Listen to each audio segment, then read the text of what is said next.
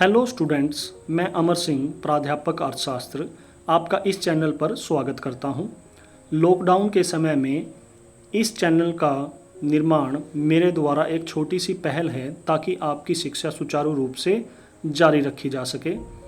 इस चैनल के माध्यम से अर्थशास्त्र जैसे कठिन विषय को आपको सरल अर्थों में समझाया जाएगा। फिर भी अगर इस पहल में कोई कमी रहती है तो आपके सुझाव अपेक्षित हैं। मैं यह उम्मीद करता हूं कि इस पहल का आपकी शिक्षा पर सकारात्मक प्रभाव रहेगा। इस चैनल को बनाने का उद्देश्य मैं और स्पष्ट करना चाहता हूं। इसमें आपको बोर्ड परीक्षाओं के जो 4 वर्षों के प्रश्न पत्र हैं उनके हिसाब से टॉपिक्स को समझाया जाएगा और उन टॉपिक्स को क्वेश्चन फॉर्म में करवाया जाएगा ताकि आप ये समझ सकें कि किस प्रकार क्वेश्चन आते हैं और उनको हमें किस प्रकार लिखना होता है। और ये जो भी आपको मैटर करवाया जाएगा वो टू द पॉइंट होगा ताकि आप उसको एज इट इज़ याद करके उसको अपने पेपर में लिख सकें और ज़्यादा से ज़्यादा मार्क्स ले सकें। तो हमारा इस अध्याय का जो पहला टॉपिक है वो है मान की लोच की धारणा। तो मान की लोच क्या है? मान की लोच मान को प्रभावित करने वाले संख्यात्मक तत्वों में वृद्धि या कमी। मान को प्रभावित करने वाले संख्यात्मक तत्वों में वृद्धि या कमी होने के फलस्वरूप मान की मात्रा में होने वाली कमी या वृद्धि के विस्तार की मात्रा को मापती है। तो पिछले अध्याय में हमने किया था कि मान को प्रभावित करने वाले तत्व कौन कौन से हैं? dx is equal to function of px pr y t और e। तो ये मान को प्रभावित करने वाले तत्व हैं संख्यात्मक। तो जब हम इन किसी से भी मान को प्रभावित करने की मात्रा मापते हैं, यानी कि इनमें कोई परिवर्तन आए और उसके कारण मान की मात्रा में कोई परिवर्तन आए, कमी या वृद्धि जो भी हो, और उसकी जो मात्रा है, तो मान का सिद्धांत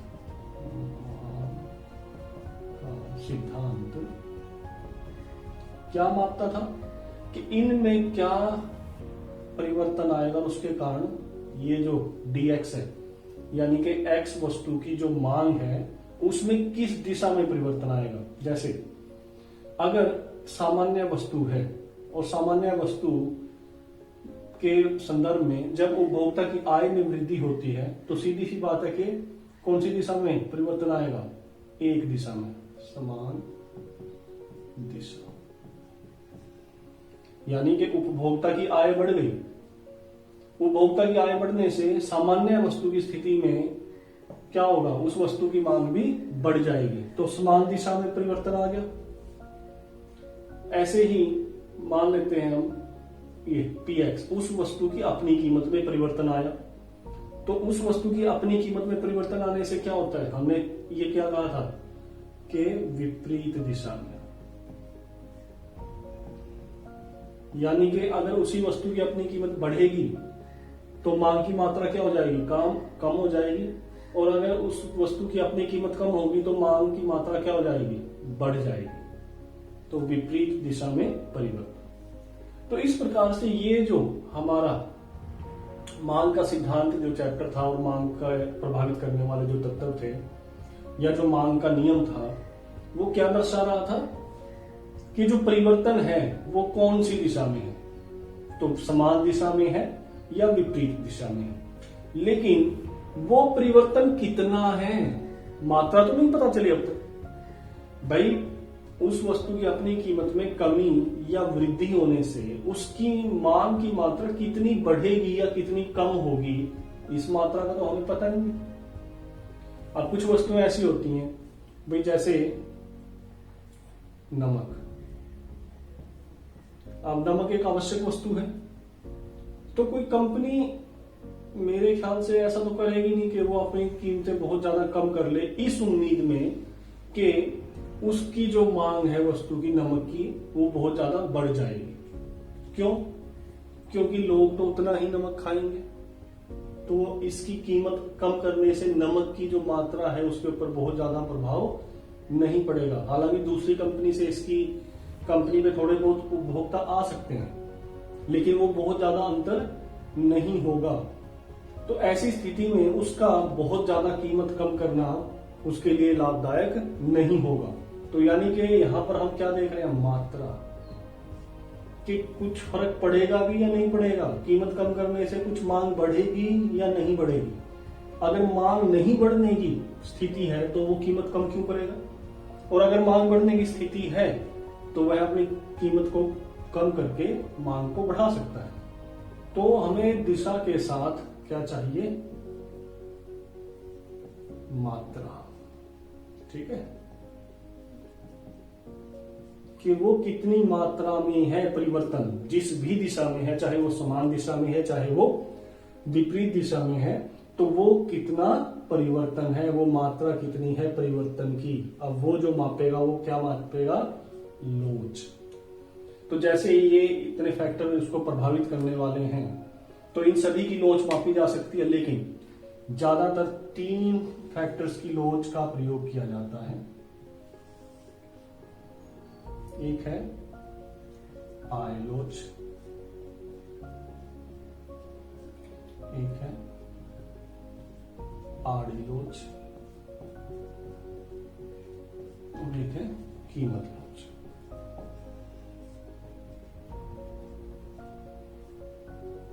तो आय लोच क्या है, ये उपभोक्ता की आय में होने वाले परिवर्तन तथा मांग की मात्रा में होने वाले परिवर्तन को मापती है कि वो परिवर्तन कितना है और वो माप कितना है।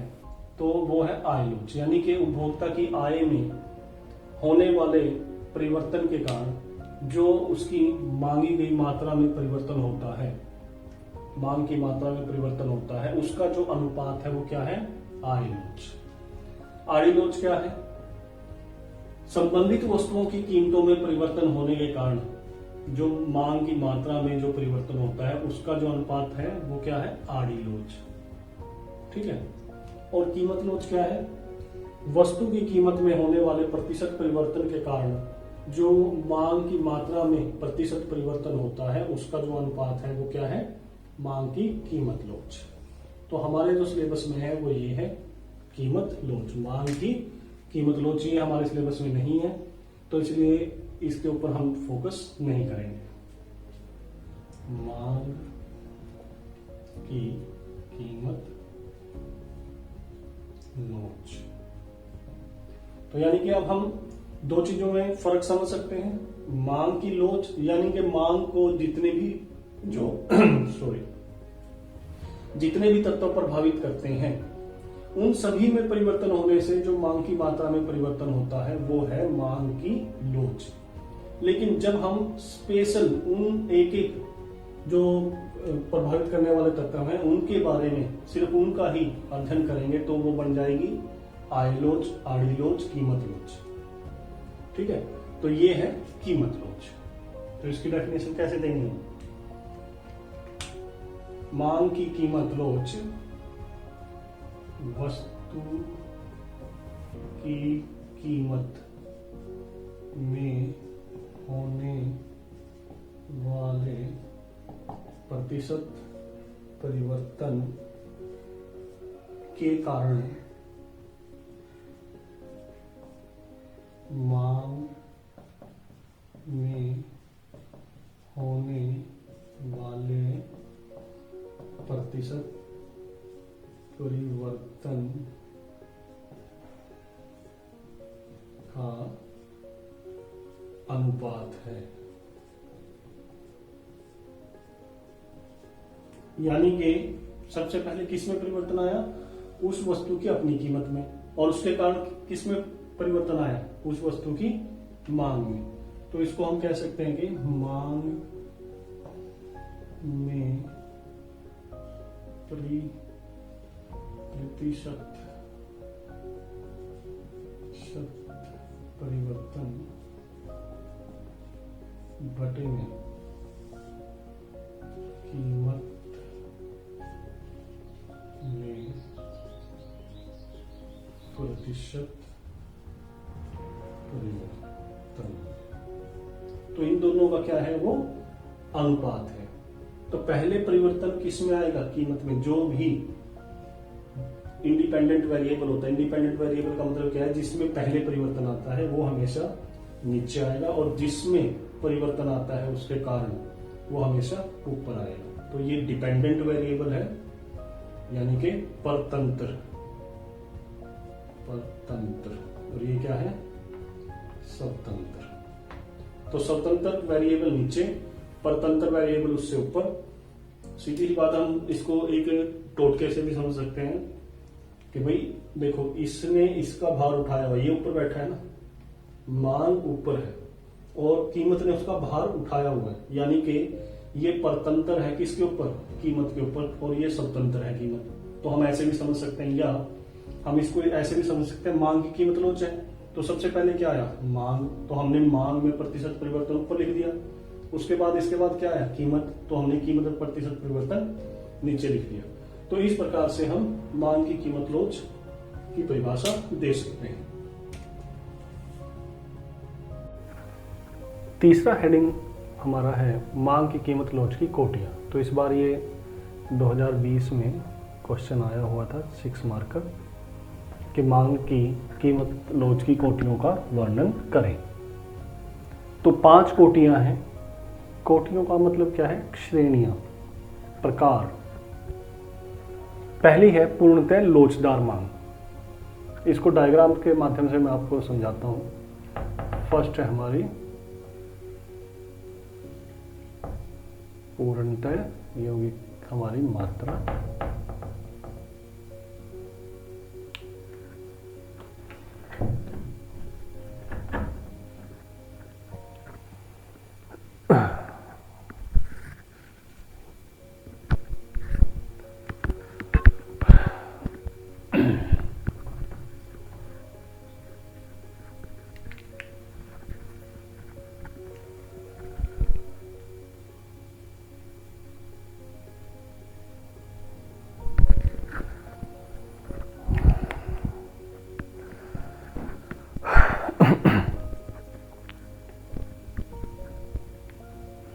तो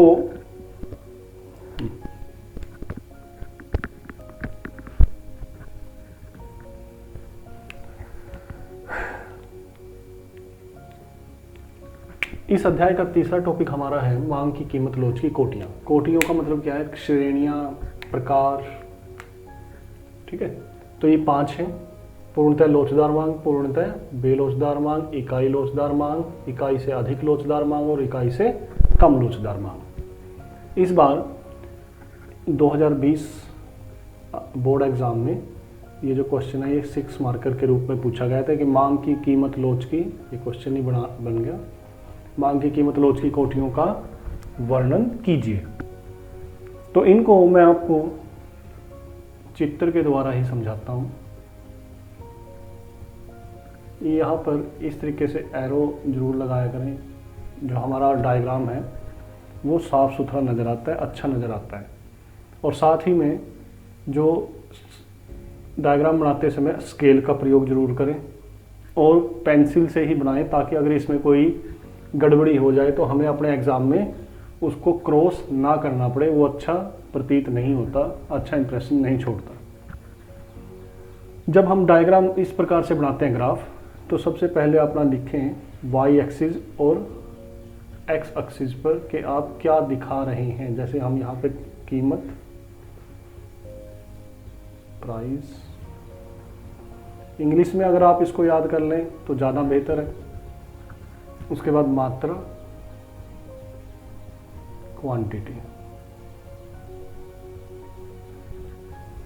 तो पूर्णतः लोचदार मांग, ये इस प्रकार का डायग्राम होता है और इसको हम लिखते हैं E D, E capital D small is equal to अनंत। तो ये क्या है, अनंत। कीमत क्या है, पी। तो यानी कि प्रचलित कीमत पर, जो कि क्या है, पी कुछ भी हो सकती है, 5, 10, 20, 1000, कुछ भी। तो उस प्रचलित कीमत पर उस वस्तु की जो मांग है वो क्या है, पूर्णतः लोचदार, पूर्णतः लोचदार। इस कीमत पर, इस प्रचलित कीमत पर जो उपभोक्ता है वो कितनी भी मात्रा खरीद सकता है। इस प्रकार से वो कितनी भी अनंत मात्रा खरीद सकता है, मांग कर सकता है। लेकिन अगर कीमत थोड़ी सी भी बढ़ जाएगी, थोड़ी सी भी बढ़ जाएगी, तो मांग क्या हो जाएगी उस वस्तु की? जीरो। आप ये मत सोचिएगा कि जो कीमत है मान लो वो थोड़ी ऊपर चली जाएगी तो ये पूरे का पूरा मांग वक्र ऊपर खिसक जाएगा, ऐसा नहीं है। यहाँ पर यहीं तक है, इस P कीमत तक ही है। अगर P से थोड़ी सी भी ऊपर कीमत जाती है तो उसके सामने x अक्ष पे क्या दिखा रहे हैं हम? मात्रा। उसके सामने हमारी मात्रा कितनी है? जीरो। तो मांग उस वस्तु की क्या हो जाएगी? जीरो। तो यानी कि हम इसकी डेफिनेशन कैसे दे सकते हैं कि पूर्णतः लोचदार मांग वह मांग है कि जिसमें प्रचलित कीमत पर कितनी भी जो मांग है वो की जा सकती है। यानी कि जो मांग है वो क्या है? अनंत, अनंत। लेकिन कीमत के थोड़ा सा भी बढ़ने पर जो मांग है वो क्या हो जाएगी? जीरो। हम जैसे इसका उदाहरण ले सकते हैं गेहूं में। मान लो सरकार ने गेहूं की कीमत 1800 रुपये निर्धारित की है, तो उस 1800 रुपये पर उपभोक्ता उसकी कितनी भी मात्रा खरीद सकता है। लेकिन अगर 1800 से 1801 भी हो जाएगी तो क्या उपभोक्ता उसको खरीदेगा? वो उस किसान की बजाय दूसरे किसान से खरीद लेगा। तो उस वस्तु की जो मांग है वो क्या हो जाएगी? जीरो। ठीक है। 1800 पे वो अपनी किसान सारी की सारी बेच सकता है, उपभोक्ता उसकी सारी की सारी वो जो गेहूं है वो फसल है खरीद सकता है। लेकिन अगर 1800 से 1801 भी हो जाएगी तो वो उसकी जो मांग है वो क्या कर देगा? जीरो कर देगा, क्योंकि उसको 1800 में बाजार से मिल रही है। तो वो 1801 क्यों देगा? दूसरी, पूर्णतः बेलोचदार मांग। अब ये इसका डायग्राम हम ऐसे बनाएंगे। पूर्णतः बेलोचदार कीमत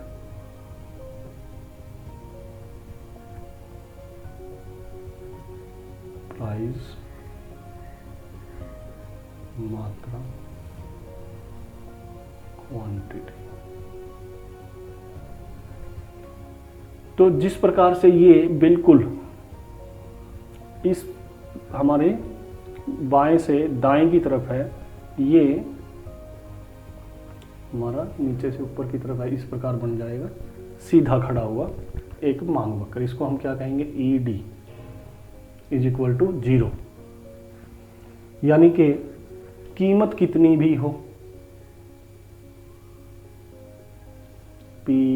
P1, P2, मांग कितनी रहेगी? क्यों? मांग के ऊपर कोई भी असर नहीं पड़ेगा। तो पूर्णतः बेलोचदार मांग कौन सी हुई? कि पूर्णतः बेलोचदार मांग वह मांग है जब कीमत में परिवर्तन होने से मांग के ऊपर कोई भी प्रभाव नहीं पड़ता, मांग में कोई भी परिवर्तन नहीं होता। जैसे हम ले सकते हैं किसका उदाहरण? नमक। कि नमक की कीमत बढ़े या कम हो, एक उपभोक्ता उसकी जितनी मांग करता है वो उसकी उतनी ही करेगा। ज़्यादा कीमत बढ़ने से वो नमक खाना नहीं छोड़ेगा, क्योंकि खाने में जो स्वाद है वो आना बंद हो जाएगा। और कीमत कम होने से वो नमक ज़्यादा डालना नहीं स्टार्ट करेगा, क्योंकि नमक हमेशा स्वाद अनुसार ही डलता है, कीमत के अनुसार नहीं डलता कि कीमत कम है या ज़्यादा है। तो यानी कि क्यू के ऊपर हमारी जितनी नमक की कैपेसिटी है, जितना हमारा टेस्ट है, हम उसी के अनुसार उसका प्रयोग करते हैं। कीमत का उसके ऊपर कोई प्रभाव नहीं पड़ता। तीसरा, इकाई लोचदार मांग।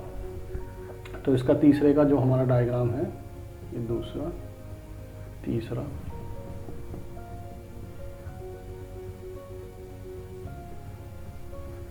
कीमत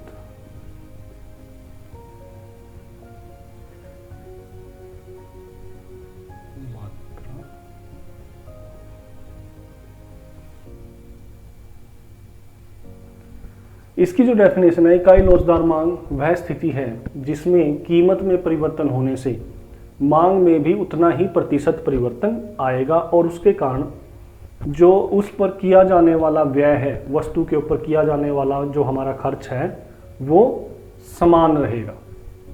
ठीक है, जैसे इसको बनाने से पहले आपको एक बात ध्यान रखनी है कि आप डायग्राम नहीं बनाएंगे। इनसे पहले हमने क्या किया था, हमने सीधा डायग्राम बना दिया था और फिर हमने y की तरफ से या x की तरफ से जो अलग अलग मात्रा या जो अलग अलग कीमत है वो दर्शाई थी। लेकिन हम यहाँ पर सीधा डायग्राम नहीं बनाएंगे, हम यहाँ पर पहले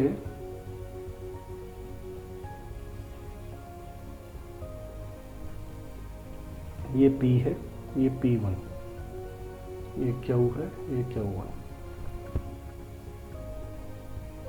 Q1, यानी कि P कीमत जब है तो मात्रा कितनी है Q।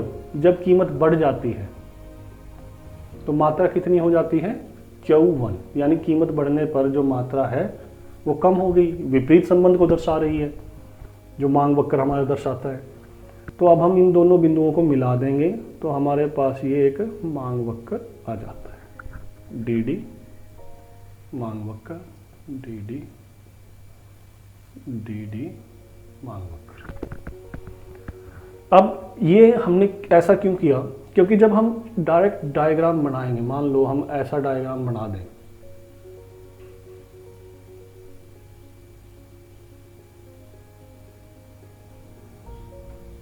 तो ये जो परिवर्तन है ये क्या था हमारा बराबर न आए। तो ये बराबर आना चाहिए, जो यहाँ पे परिवर्तन हुआ वही परिवर्तन यहाँ पे आना चाहिए, तभी ये ED इज इक्वल टू 1 होगी। इकाई का मतलब क्या होता है, एक।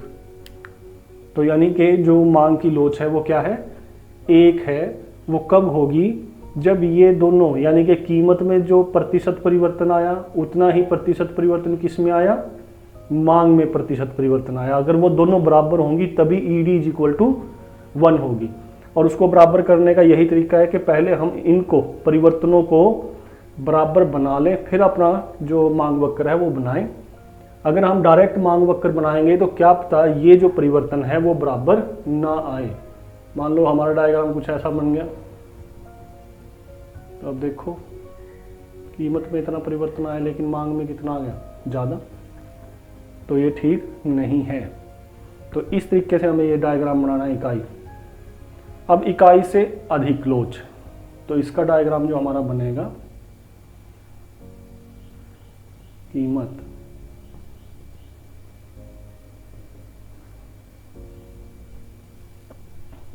मात्रा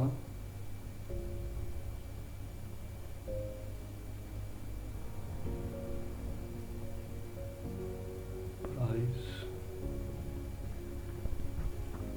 अब इसका डायग्राम हम डायरेक्ट बना सकते हैं, इसमें कोई समस्या नहीं है। हमें थोड़ा सा ये चपटा बनाना है ज़्यादा, बस। ये हमारा, अब देखना जो परिवर्तन है, अब इसकी डेफिनेशन हम क्या देंगे, इकाई से अधिक लोच। कि इकाई से अधिक लोचदार मांग वह स्थिति है जिसमें कीमत में जो प्रतिशत परिवर्तन आएगा उससे ज़्यादा प्रतिशत परिवर्तन किस में आएगा, मात्रा में। यानी कि जब कीमत में कमी होगी तो मात्रा ज़्यादा बढ़ेगी और हमारा जो कुल व्यय है वो बढ़ जाएगा। और जब कीमत बढ़ेगी तो मात्रा उससे ज़्यादा प्रतिशत परिवर्तन के कारण घट जाएगी, जिसके कारण हमारा जो कुल व्यय है वो क्या हो जाएगा, घट जाएगा। तो अब यहाँ पे देखते हैं हम बनाकर, P Q कीमत कम हुई,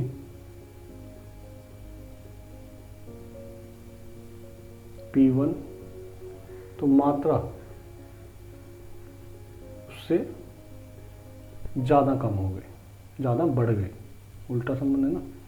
तो मात्रा उससे ज़्यादा बढ़ गई, यानी कि इसमें जो प्रतिशत परिवर्तन आया कीमत में, जो कीमत कम हुई उससे ज़्यादा प्रतिशत परिवर्तन किस में आया, मात्रा में, मांग में उससे ज़्यादा प्रतिशत परिवर्तन, और वो उससे ज़्यादा बढ़ गई। तो ये देखो, ये जो गैप है और ये जो गैप है, तो निचले वाला जो गैप है वो ज़्यादा है, जो कि ज़्यादा प्रतिशत परिवर्तन को दर्शा रहा है। तो ऐसी स्थिति में जो कम हुई कीमत, मात्रा ज़्यादा बढ़ गई, तो उसका कुल व्यय क्या है, बढ़ जाएगा। अगर कीमत बढ़ती तो मात्रा उससे ज़्यादा कम हो जाती, तो उससे हमारा कुल व्यय उस वस्तु पर किए जाने वाला कम हो जाता। उसके बाद लास्ट है हमारी इकाई से कम लोचदार मांग। तो इसका डायग्राम हमारा बनेगा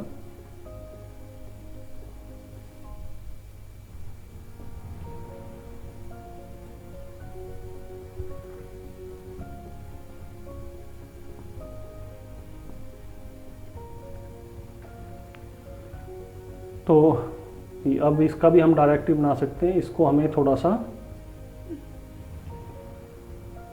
तीखा बनाना पड़ेगा, ठीक है ना।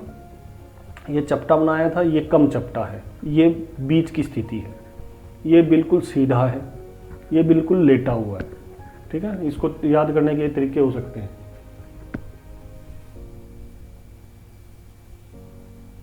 पी क्यू, अगर इसकी कीमत को हम घटा दें तो देखो P1 Q1, तो कीमत में परिवर्तन ज़्यादा है और मांग में जो परिवर्तन है वो क्या है, कम है, ठीक है ना। इससे पहले में ज़्यादा था।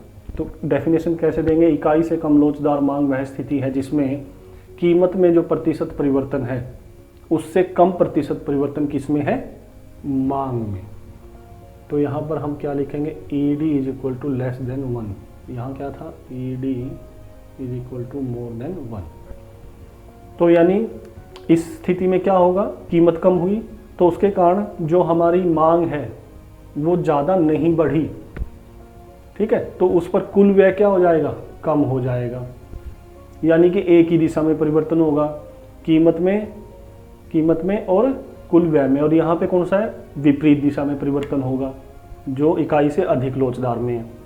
ऐसे ही कीमत मान लो बढ़ती तो उसके कारण जो मांगी गई मात्रा है या जो मांग है वो थोड़ी कम होती, तो उसके कारण जो हमारा कुल व्यय है उस वस्तु पर वो भी क्या था, बढ़ जाता। कीमत बढ़ती तो कुल व्यय बढ़ जाता, कीमत घटती तो कुल व्यय कम हो जाता। यानी कि एक दिशा में परिवर्तन वो क्या है, इकाई से कम।